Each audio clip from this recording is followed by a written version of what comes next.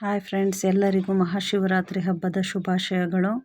ನಿಮಗೆಲ್ಲ ತಿಳಿದಿರೋ ಹಾಗೆ ಶಿವ ಮತ್ತು ಪಾರ್ವತಿಯರ ಸಂಗಮವಾದಂತಹ ದಿನ ಇದು ಜಗತ್ತಿನ ಮೊದಲನೇ ಪ್ರೇಮ ಕಥೆಯಾಗಿದೆ. ಈ ದಿನ ನಾವು ಶಿವನಿಗೆ ಹಾಲಿನ ಅಭಿಷೇಕ, ಮೊಸರಿನ ಅಭಿಷೇಕ, ತುಪ್ಪ, ಜೇನುತುಪ್ಪಗಳಿಂದ ಅಭಿಷೇಕ ಮಾಡಿ ವಿವಿಧ ರೀತಿಯ ಹಣ್ಣುಗಳನ್ನು ಸಹ ಅಭಿಷೇಕಕ್ಕೆ ಉಪಯೋಗಿಸ್ತೇವೆ. ನೋಡ್ತಾ ಇದ್ದೀರಲ್ಲ, ಕರ್ಬೂಜದ ಹಣ್ಣು, ಸಪೋಟ ಹಣ್ಣು, ದ್ರಾಕ್ಷಿ ಹಣ್ಣು, ದಾಳಿಂಬೆ ಹಣ್ಣು, ಬಾಳೆಹಣ್ಣು, ಸೇಬು ಹಣ್ಣು, ಹೀಗೆ 5 ರೀತಿಯ ಹಣ್ಣುಗಳಿಂದ ಅಭಿಷೇಕವನ್ನು ನೆರವೇರಿಸಿದ್ವಿ.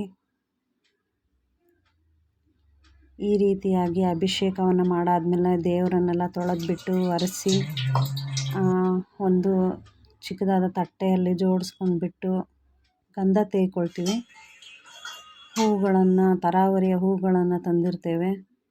ಆ ಹೂಗಳನ್ನು ಮತ್ತು ಗಂಧ, ಕುಂಕುಮವನ್ನು ಹಚ್ಚಿಬಿಟ್ಟು ಶಿವನನ್ನು ಅಲಂಕೃತಗೊಳಿಸ್ತೇವೆ. ಬಿಲ್ವಪತ್ರೆ ಮತ್ತು ಹೂವುಗಳೆಲ್ಲವುಗಳಿಂದ ಶಿವನನ್ನು ತುಂಬಿಸಿಬಿಡ್ತೇವೆ. ಈ ದಿನ ಶಿವನಿಗೆ ಬಿಲ್ವಪತ್ರೆಯಿಂದ ಪೂಜಿಸೋದು ತುಂಬ ಶ್ರೇಷ್ಠ. ಪ್ರತಿ ವರ್ಷ ನಮ್ಮ ಮನೆಯಲ್ಲಿ ನಮ್ಮ ಮನೆಯವರೇ ಪೂಜೆ ಮಾಡ್ತಾರೆ. ಯಾಕೆಂತಂದರೆ ಶಿವ ಪೂಜೆ ಮಾಡಲಿಕ್ಕೆ ತುಂಬ ತಾಳ್ಮೆ ಬೇಕು. ಹೆಚ್ಚು ಕಡಿಮೆ ಇವರು 2-2.5 ತಾಸು ಪೂಜೆ ನೆರವೇರಿಸ್ತಾರೆ. ಪೂಜೆ ಎಲ್ಲ ಆಗಿದೆ, ಕಾಯಿ ಒಡೆದ್ರು, ನೈವೇದ್ಯವನ್ನೆಲ್ಲ ಎಡೆ ಹಿಡಿತಾ ಇದ್ದಾರೆ. ನೋಡಿದ್ರಲ್ಲ ಫ್ರೆಂಡ್ಸ್.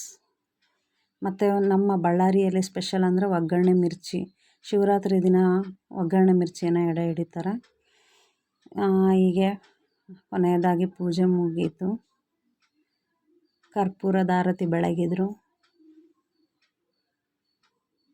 ಆತ್ಮಲಿಂಗವನ್ನು ಪೂಜಿಸ್ಕೊಳ್ತಾ ಇದ್ದಾರೆ. ಆತ್ಮಲಿಂಗ ಅಂದರೆ ನಾವು ಧರಿಸಿರ್ತಕ್ಕಂಥ ಕರಡಿಗೆಯಲ್ಲಿರ್ತಕ್ಕಂಥ ಲಿಂಗು. ಅದಕ್ಕೆ ಗಂಧ, ಕುಂಕುಮ, ವಿಭೂತಿ, ಬಿಲ್ವಪತ್ರೆ, ಹೂವು ಎಲ್ಲವನ್ನು ಮುಡಿಸ್ಬಿಟ್ಟು ಪೂಜೆ ನೆರವೇರಿಸ್ಕೊಂಡ್ರು. ಹೀಗಿತ್ತು ನಮ್ಮ ಶಿವರಾತ್ರಿ ಪೂಜೆ. ಹೇಗಿದೆ ಫ್ರೆಂಡ್ಸ್ ನಮ್ಮ ಶಿವರಾತ್ರಿ ಪೂಜೆ? ನಿಮ್ಮಲ್ಲಿ ಯಾವ ರೀತಿ ಪೂಜೆ ಮಾಡ್ತೀರಾ?